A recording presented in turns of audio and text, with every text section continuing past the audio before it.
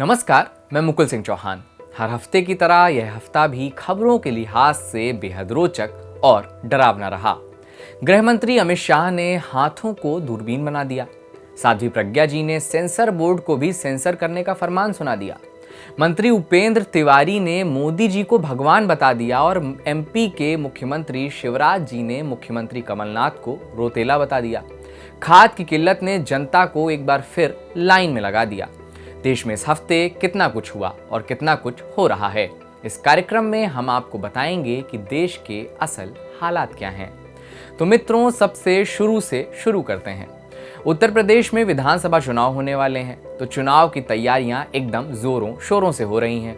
एक दूसरे पर शब्द बाण चलाए जा रहे हैं। इस युद्धनुमा चुनाव प्रचार में धनुष में प्रत्यंचा चढ़ाकर गृह मंत्री अमित शाह जी ने मैदान में उतर गए हैं। गृह मंत्री जी ने कहा, यूपी में पहले हर जिले में 2-3 बाहुबली थे, अब दूरबीन लगाकर ढूंढता हूं लेकिन कोई बाहुबली नहीं दिखता। और यह बात गृह मंत्री उस मंच से कह रहे थे जिस मंच पर लखीमपुर खीरी कांड वाले मंत्री अजय मिश्रा जी खुद मौजूद थे। अमित शाह जी बोल रहे हैं, हम सुनवा रहे हैं, आप सुन लीजिए। उत्तर प्रदेश और की कानून और व्यवस्था की स्थिति कैसी थी, मेरा तो खून खौल जाता था। पश्चिमी उत्तर प्रदेश से कैराना से पलायन शुरू हुआ था। यहां लखनऊ के हुक्मरानों का नींद नहीं उड़ता था। आज मैं कहने आया हूं, उत्तर प्रदेश के अंदर किसी की हिम्मत नहीं है पलायन करने की। पलायन कराने वालों का पलायन हो चुका। हर जिले में 2-3 बाहुबली थे। दूरबीन लेकर मैं ढूंढता हूं, कहीं पर बाहुबली दिखाई नहीं पड़ता है।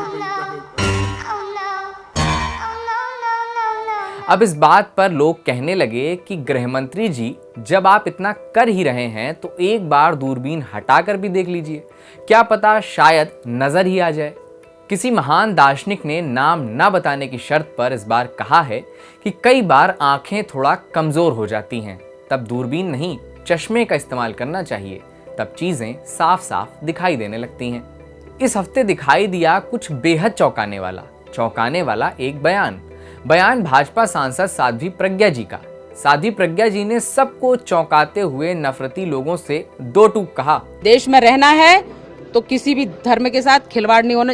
यह मनोहारी दृश्य देखकर सब आश्चर्यचकित हो ही रहे थे कि तभी भूल से की गई इस भूल को उन्होंने तुरंत ठीक किया, और एक बार नहीं 2 बार। तब जाकर भक्तों ने राहत की सांस ली। ये सनातन धर्म के साथ खिलवाड़ नहीं चलेगा। कोई भी मत और पंथ अपनी मर्यादा में है, सब रहें, धर्म अपनी मर्यादा में रहता है। और अगर धर्म के विरुद्ध, धर्म एक ही है, सनातन धर्म जिसे कहते हैं,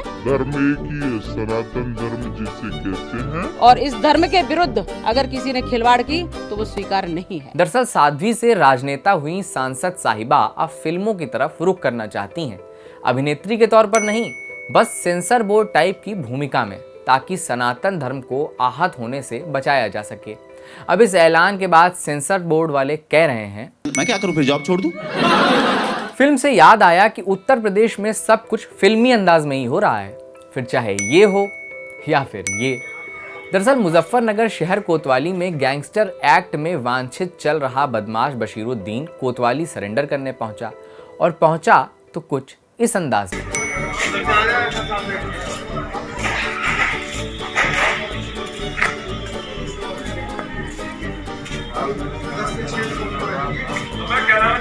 बात अंदाज की हो रही है तो न्यू इंडिया में अंदाज तो सबके निराले हैं।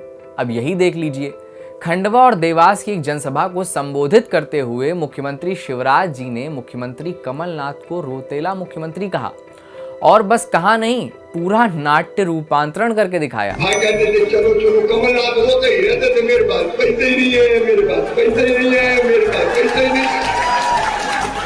आप बताओ, क्या रोतेला मुख्यमंत्री चाहिए आपको?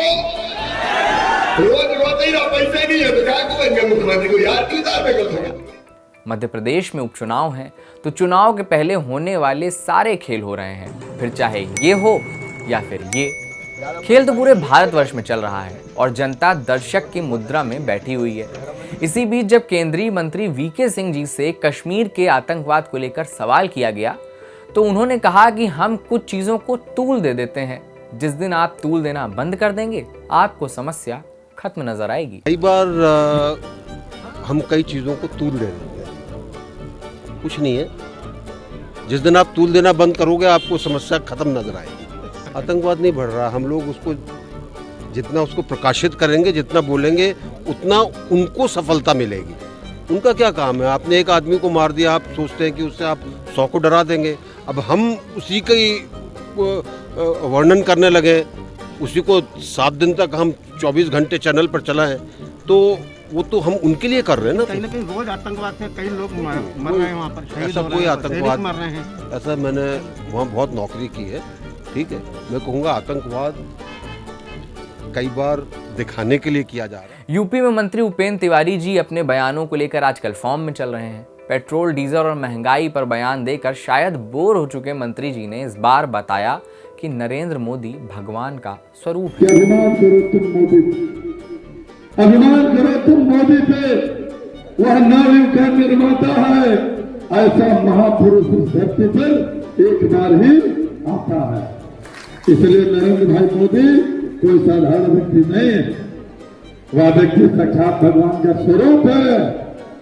जो एक प्रधानमंत्री नहीं बल्कि एक प्रधान सेवक के रूप में हमारे आपके बीच में काम करने के लिए आया है। यह बयान सुनकर जनता जैसे ही 114 रुपए लीटर पेट्रोल भरवाने जा ही रही थी कि तभी कोरोना गो के ऐतिहासिक नारे का सृजन करने वाले केंद्रीय मंत्री रामदास अठावले ने लखनऊ के ब्राह्मण सम्मेलन में कहा कि राहुल गांधी अगर शादी कर लें तो सब ठीक हो जाएगा। राहुल गांधी बहुत परेशान रहते हैं और हर बार उनको मोदी पर अटैक करने की उनको आदत है, और इसीलिए मेरा कहना यह है कि राहुल गांधी जी के भविष्य के लिए राहुल गांधी जी ने शादी करनी चाहिए। इसीलिए मेरा राहुल गांधी जी को कहना है कि मैंने ब्राह्मण समाज की लड़की से शादी किया है, तो आप दलित समाज की लड़की से क्यों शादी नहीं करते? क्या ठीक होगा क्या नहीं यह तो नहीं पता, मगर खाद की समस्या यूपी और एमपी में बढ़ती जा रही है।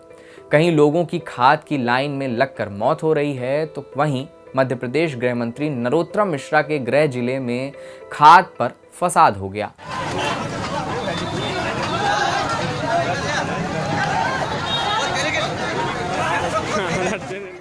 जिसको देखो लट्ठम लट्ठी मारा मारी कर रहा है, मगर फिर भी मेरा देश बदल रहा है, आगे बढ़ रहा है।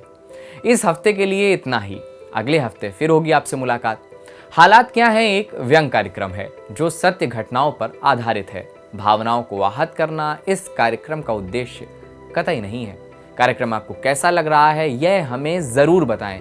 कार्यक्रम को अपने दोस्तों और जानने वालों तक भी पहुंचाएं। हर बार की तरह कार्यक्रम देखने के लिए बहुत बहुत शुक्रिया।